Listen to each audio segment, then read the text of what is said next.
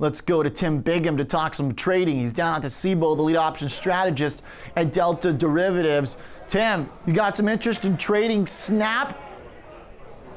Yeah, absolutely, and more on kind of a vol capture play as much as anything else. I like the fact that, this week's options obviously are inflated as they normally are in front of earnings, but even more so given where the back month is at. So I like jumping in, and given where the stock has been lately, we've had that, big sell-off lately, a nice bounce back, but that 1350 area looked like it held here. So I'm looking for the stock maybe to climb towards 16. I think that 15% kind of priced and moved by the option market, maybe a little too rich here, so I'm jumping in doing a simple call calendar spread trade, buying traditional November 16 calls, selling those inflated Octobers that expire this Friday, paying only 15 cents. So I love, with these weeklies, defining your risks to real low numbers. If it happens to creep towards 16, this thing will explode. If not, I certainly can live with the losses at 15 cents. We'll probably be able to at least grab something out of that regardless. So to be clear here, Tim, the risk is a short-term pop to the upside, right?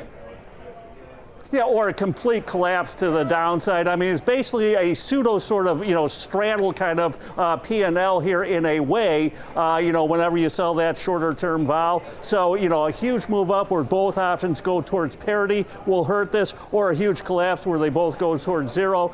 But we got plenty of room here and about a 30-point vol edge to lean on. So I'm slightly bullish and more kind of capturing that vol here, looking for Snap, which has been obliterated lately until the last couple weeks, to get its footing back and maybe grind higher. So this is interesting, Tim. I'll play a little devil's advocate here, because if we were talking Texas Instruments, you go, you're in the clear for a major, blow off earnings and sell off. But this is Snap, and this thing has had massive moves around reports. Lately, it's been to the upside, but is this a company that can exhibit some greater volatility?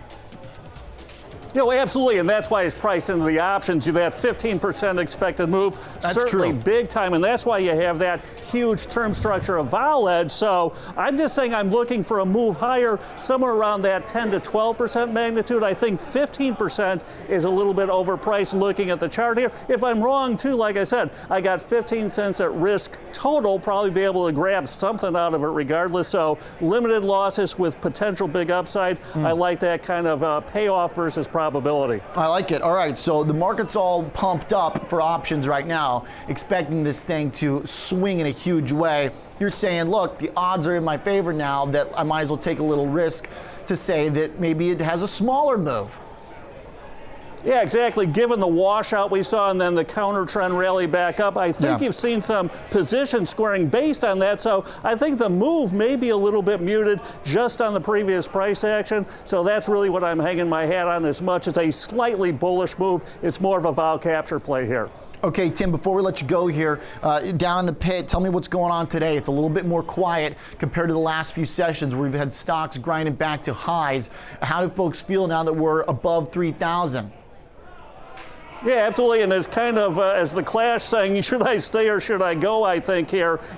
Are you going to be the first one to, pay the all-time highs or not? I think the market is that yin and yang between valuations, still rich here. I mean, price to sales on the S&P, basically the highest ever, well over 2, but money uber cheap, so short term, I think money may win out. Longer term for investors, always be aware of what you're paying. So I think we'll probably see this yin and yang back forth until we get a meaningful breakout or failure.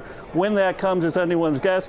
In the meantime, I'm laying in some cheap UVXY calls here. I mean, this thing has been just destroyed. The vol at the lowest level ever. So I'm just looking for perhaps a bad hair day. If not, I'm protecting the portfolio for the cheapest it's ever been. All right, there we go. Tim Biggam, always a pleasure. Lead option strategist at Delta Derivatives. Maybe at risk of a bad hair day. Your words, not mine, Tim. You said it, not me. I'm always at risk. Always at risk here. All right, see you, buddy. Thanks, Tim. Good stuff as always. Trade Snap ahead of earnings.